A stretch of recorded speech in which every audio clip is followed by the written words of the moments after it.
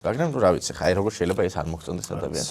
ან როგორ შეიძლება ეს არ და მოდით ვთქვათ, რომ ეს დაგჭირდება მომავალში 5 ოქტომბერს. ქართული ოცნება იმის შიშით, რომ არ მომხდარიყო ვარდების რევოლუცია, კიდევ ერთხელ.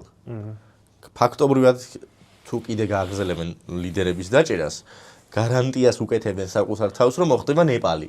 მართლა ზუმერების რევოლუცია დაგხვდება 4-ში. და მე უკვე ნეპალი მონაგონი იქმნა.